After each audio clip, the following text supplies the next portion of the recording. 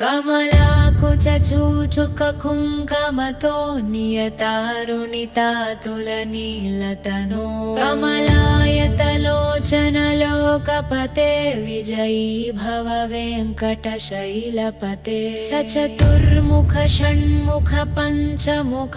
प्रमुखाखिल दैवतमौलिमणे शरणागत वत्सल सारनिधे परिपालय मां वृषशैलपते अतिवेलतया तव दुर्विषहैरनुवेलकृतैरपराधशतैः हरितं त्वरितं वृषशैलपते परया कृपया परिपाहि हरे अधिवेङ्कटशैलमुदारमते रञ्जताभिमताधिकदानरता परदेवतया गदितानि गमै कमलादयितान्न परङ्कलये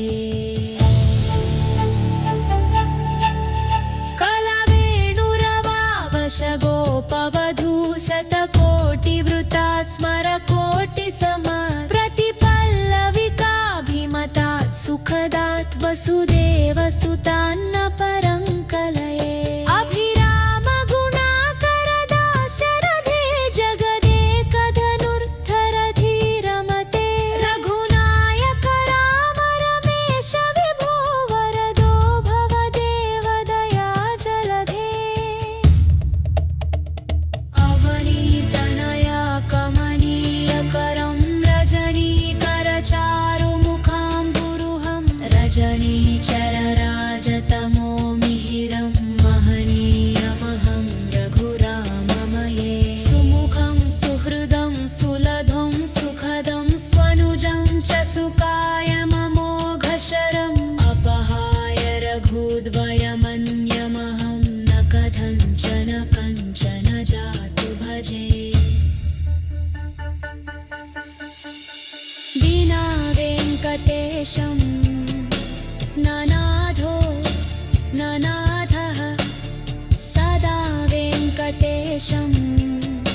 स्मरामि स्मरामि हरे वेङ्कटेश प्रसीद प्रसीद प्रियं वेङ्कटेश प्रयच्छ प्रयच्छ अहं दुरदस्ते पदाम्भोजयुग्मप्रणामेच्छय गत्य सेवां करोमि सकृत्सेवया नित्यसेवाफलं त्वं प्रयच्छ प्रयच्छ प्रभो वेङ्कटेश अज्ञानिना मया दोषान् शेषान् विहितान् हरे क्षमस्व त्वं शेषशैलशिखामणे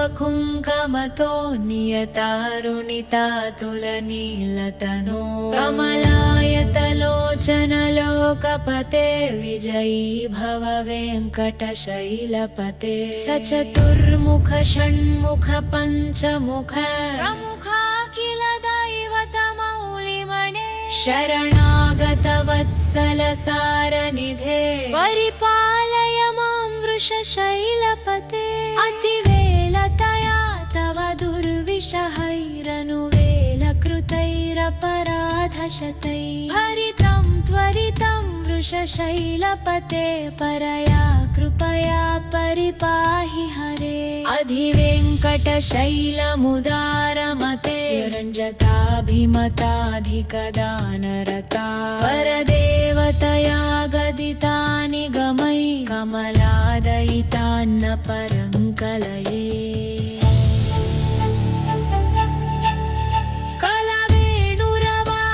कलवेणुरवावशगोपवधू शतकोटिवृतात् स्मरकोटिसमात् प्रतिपल्लविकाभिमतात् सुखदात् वसुदेवसुतान्न परङ्कलये अभिरामगुणाकरदाशरथे जगदेकधनुर्धरधीरमते रघुनायक राम रमेश विभो वरदो भव देवदयाजलधे अवनी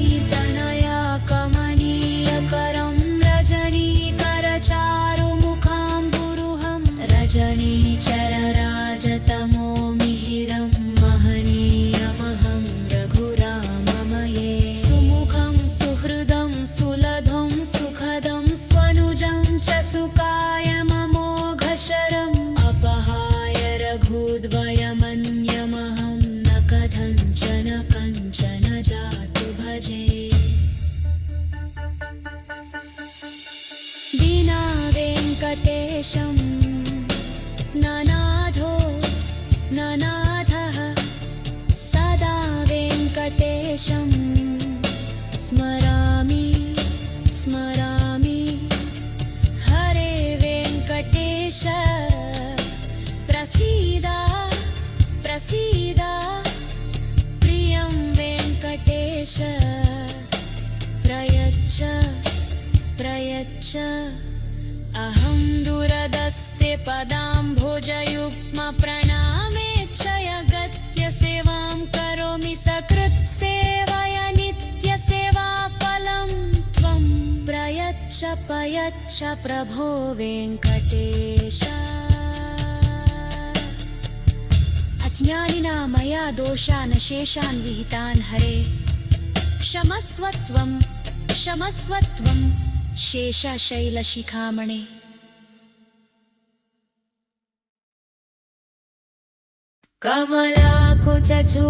कमलाकुचूचुककुङ्कमतो नियतारुणितातुलनीलतनो कमलायतलोचनलोकपते विजयी भव वेङ्कटशैलपते सचतुर्मुख षण्मुख पञ्चमुख प्रमुखा किल दैवतमौलिमणे शरणागतवत्सलसारनिधे परिपालय मां वृषशैलपते अतिवेलतया तव दुर्विषहैरनुवेलकृतैरपराधशतैः हरितं त्वरितं वृषशैलपते परया कृपया परिपाहि हरे अधिवेङ्कटशैलमुदारमते रञ्जताभिमताधिकदानरता परदेवतया गदितानि गमै कमलादयितान्न परङ्कलये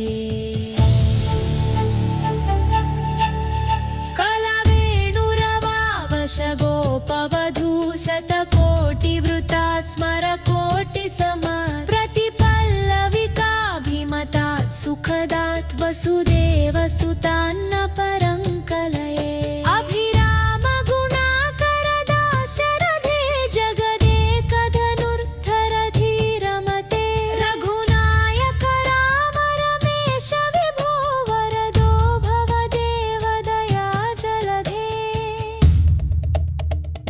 अवनीतनया कमनीयकरं रजनीकरचारुमुखाम्बुरुहं रजनीचरराजतमो मिहिरं महनीयमहं रघुराममये सुमुखं सुहृदं सुलभं सुखदं स्वनुजं च सुकायममोघशरम् अपहाय रघुद्वयमन्यमहं न कथञ्चन कञ्चन जातु भजे विना वेङ्कटेशं ननाथो ननाथः सदा वेङ्कटेशं स्मरामि स्मरामि हरे वेङ्कटेश प्रसीद प्रसीद प्रियं वेङ्कटेश प्रयच्छ प्रयच्छ अहं दुरदस्ते पदाम्भोजयुग्मप्रणामेच्छयगत्य सेवां करोमि सकृत्सेवया नित्यसेवाफलं त्वं प्रयच्छ प्रयच्छ प्रभो वेङ्कटेश अज्ञानिना मया दोषान् शेषान् विहितान् हरे क्षमस्व त्वं शेषशैलशिखामणे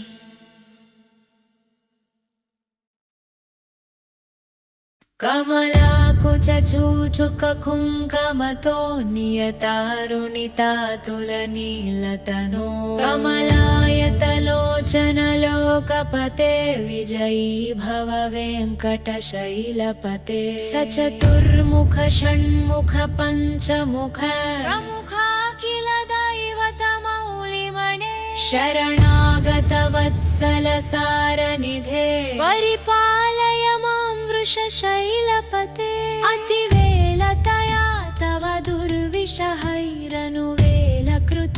शैलपराधशतैः हरितं त्वरितं वृषशैलपते परया कृपया परिपाहि हरे अधिवेङ्कटशैलमुदारमते रञ्जताभिमताधिकदानरता परदेवतया गदितानि गमै कमलादयितान्न परङ्कलये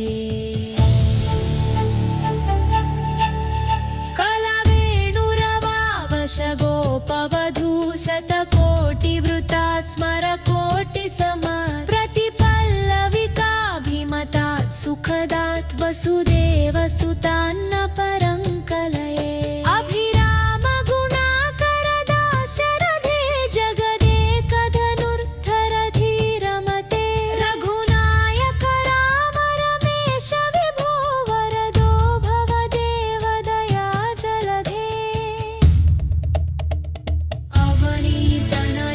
कमनीयकरं रजनीकरचारुमुखाम्बुरुहं रजनीचरराजतमो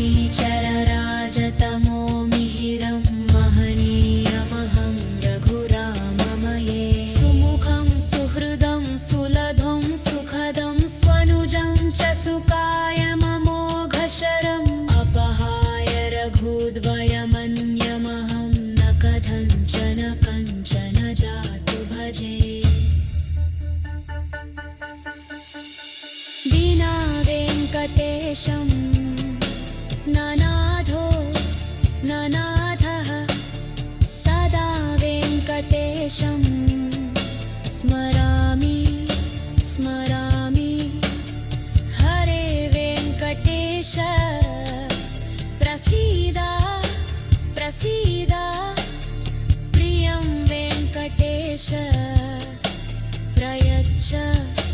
प्रयच्छ अहं दुरदस्ते पदाम्भोजयुग्मप्रणामेच्छयगत्य सेवां करोमि सकृत्सेवया नित्यसेवाफलं त्वं प्रयच्छ प्रयच्छ प्रभो वेङ्कटेश अज्ञानिना मया दोषान् शेषान् विहितान् हरे क्षमस्व त्वं शेषशैलशिखामणे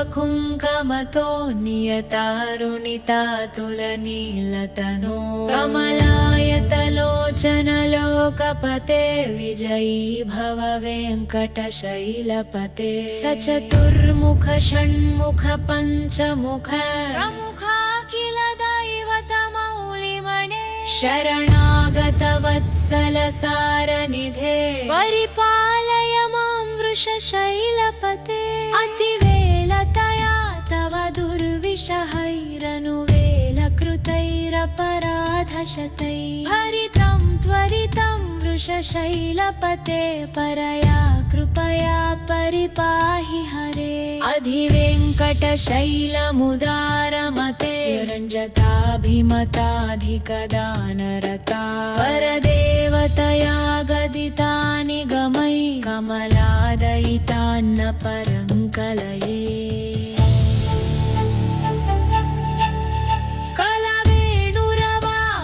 गोपवधू शतकोटिवृतात् स्मरकोटिसमात् प्रतिपल्लविकाभिमतात् सुखदात् वसुदेवसुतान्न परङ्कलये अभिराम गुणाकरदाशरथे जगदेकधनुर्धरधीरमते रघुनायक राम रमेश विभो वरदो भवदेव दया जलधे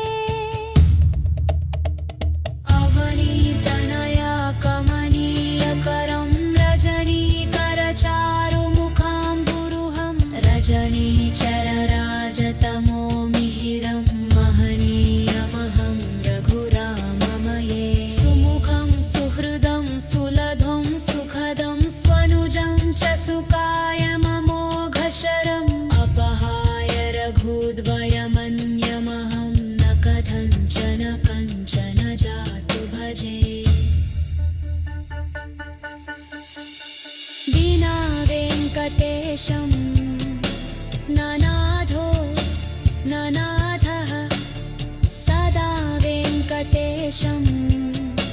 स्मरामि स्मरामि हरे वेङ्कटेश प्रसीद प्रसीद प्रियं वेङ्कटेश प्रयच्छ प्रयच्छ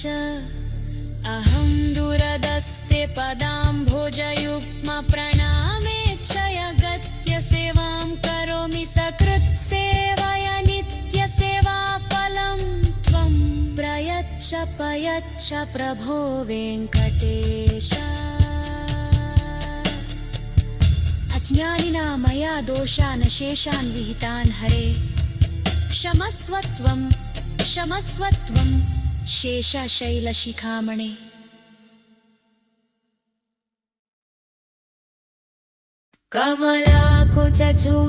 कमलाकुचूचुककुङ्कमतो नियतारुणितातुलनीलतनो कमलायतलोचनलोकपते विजयी भव वेङ्कटशैलपते सचतुर्मुख षण्मुख पञ्चमुख प्रमुखाखिल दैवतमौलिमणे शरणागतवत्सलसारनिधे परिपालय मां वृषशैलपते अतिवेलतया तव दुर्विषहैरनुवेलकृतैरपराधशतैः हरितं त्वरितं वृषशैलपते परया कृपया परिपाहि हरे अधिवेङ्कटशैलमुदारमते रञ्जताभिमताधिकदानरता परदेवतया गदितानि गमै कमलादयितान्न परङ्कलये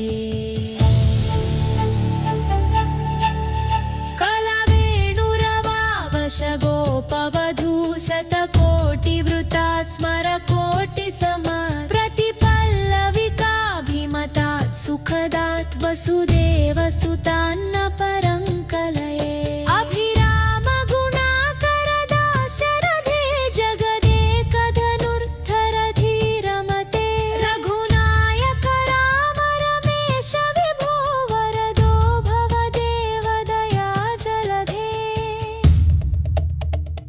अवनीतनया कमनीयकरं रजनीकरचारुमुखाम्बुरुहं रजनीचरराजतमो मिहिरं महनीयमहं रघुराममये सुमुखं सुहृदं सुलभं सुखदं स्वनुजं च सुकायममोघशरम् अपहाय रघुद्वयमन्यमहं न कथञ्चन कञ्चन जातु भजे विना वेङ्कटेशं ननाथो ननाथः सदा वेङ्कटेशं स्मरामि स्मरामि हरे वेङ्कटेश प्रसीद प्रसीद प्रियं वेङ्कटेश प्रयच्छ प्रयच्छ अहं दूरदस्ते पदाम्भोजयुग्मप्रणामेच्छयगत्य सेवां करोमि सकृत्सेवया नित्यसेवाफलं त्वं प्रयच्छ प्रयच्छ प्रभो वेङ्कटेश अज्ञानिना मया दोषान् शेषान् विहितान् हरे क्षमस्व त्वं शेषशैलशिखामणे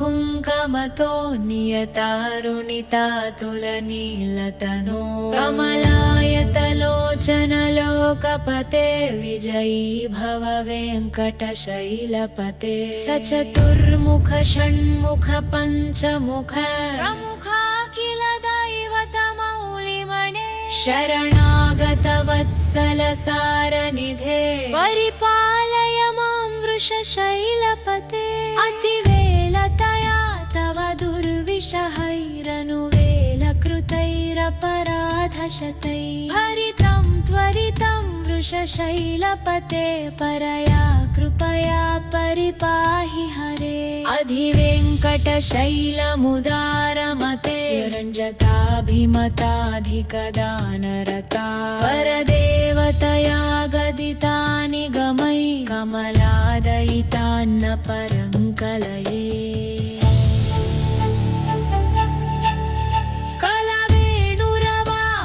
गोपवधू शतकोटिवृतात् स्मरकोटिसमात् प्रतिपल्लविकाभिमतात् सुखदात् वसुदेवसुतान्न परङ्कलये अभिरामगुणाकरदाशरथे जगदेकधनुर्धरधीरमते रघुनायक राम रमेश विभो वरदो भवदेवदया जलधे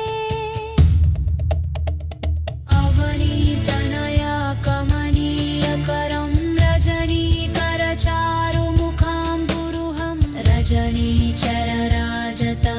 मिहिरं महनीयमहं रघुराममये सुमुखं सुहृदं सुलभं सुखदं स्वनुजं च सुकायममोघशरम् अपहाय रघुद्वयमन्यमहं न कथञ्चन कञ्चन जातु भजे विना वेङ्कटेशं ननाथो ननाथः सदा वेङ्कटेशं स्मरामि स्मरामि हरे वेङ्कटेश प्रसीद प्रसीद प्रियं वेङ्कटेश प्रयच्छ प्रयच्छ अहं दुरदस्ते पदाम्भोजयुग्मप्रणामेच्छयगत्य सेवां करोमि सकृत्सेवया नित्यसेवाफलं त्वं प्रयच्छ प्रयच्छ प्रभो वेङ्कटेश अज्ञानिना मया दोषान् शेषान् विहितान् हरे क्षमस्वत्वं क्षमस्वत्वं शेषशैलशिखामणे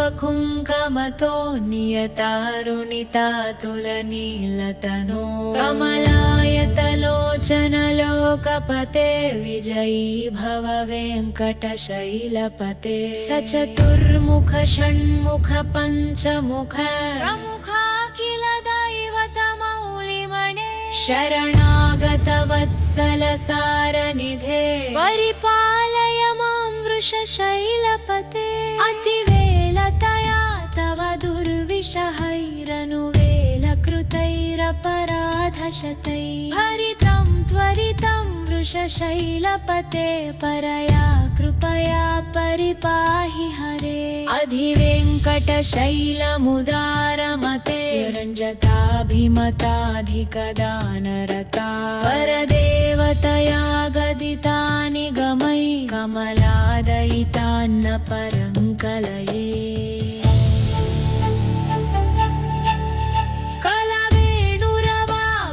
गोपवधू शतकोटिवृतात् स्मरकोटिसमात् प्रतिपल्लविकाभिमतात् सुखदात् वसुदेवसुतान्न परङ्कलये अभिरामगुणाकरदाशरथे जगदेकधनुर्धरधीरमते रघुनायक राम रमेश विभो वरदो भवदेवदया जलधे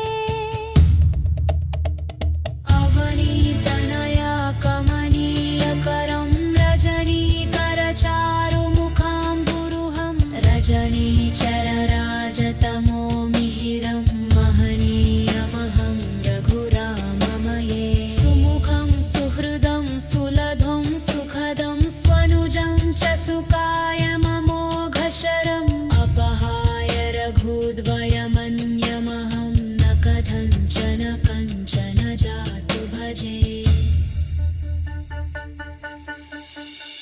विना वेङ्कटेशं ननाथो ननाथः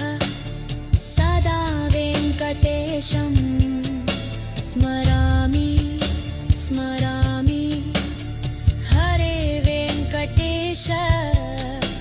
प्रसीद प्रसीद प्रियं वेङ्कटेश प्रयच्छ प्रयच्छ अहं दूरदस्ते पदाम्भोजयुग्मप्रणामेच्छयगत्य सेवां करोमि सकृत्सेवया नित्यसेवाफलं त्वं प्रयच्छ प्रयच्छ प्रभो वेङ्कटेश अज्ञानिना मया दोषान् शेषान् विहितान् हरे क्षमस्व त्वं शेषशैलशिखामणे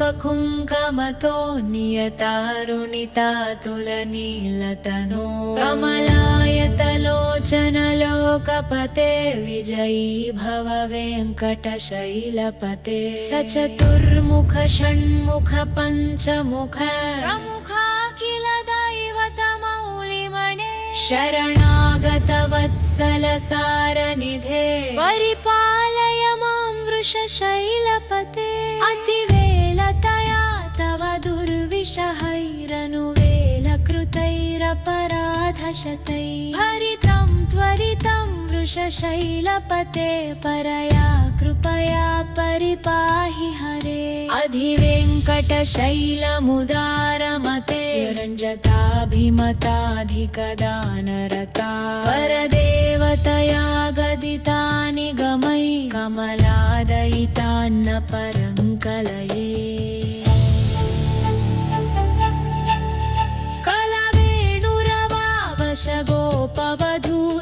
कलवेणुरवावशगोपवधूशतकोटिवृतात् स्मरकोटिसमात् प्रतिपल्लविकाभिमतात् सुखदात् वसुदेवसुतान्न परङ्कलये अभिरामगुणाकरदाशरथे जगदेकधनुर्धरधीरमते रघुनायक राम रमेश विभो वरदो भवदेवदया जलधे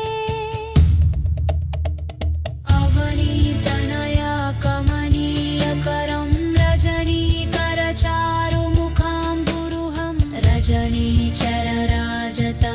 मिहिरं महनीयमहं रघुराममये सुमुखं सुहृदं सुलभं सुखदं स्वनुजं च सुकायममोघशरम् अपहाय रघुद्वयमन्यमहं न कथञ्चन कञ्चन जातु भजे विना वेङ्कटेशं ननाथो ननाथः सदा वेङ्कटेशं स्मरामि स्मरामि हरे वेङ्कटेश प्रसीद प्रसीद प्रियं वेङ्कटेश प्रयच्छ प्रयच्छ अहं दूरदस्ते पदाम्भोजयुग्मप्रणामेच्छयगत्य सेवां करोमि सकृत्सेवया नित्यसेवाफलं त्वं प्रयच्छ प्रयच्छ प्रभो वेङ्कटेश अज्ञानिना मया दोषान् शेषान् विहितान् हरे क्षमस्व त्वं शेषशैलशिखामणे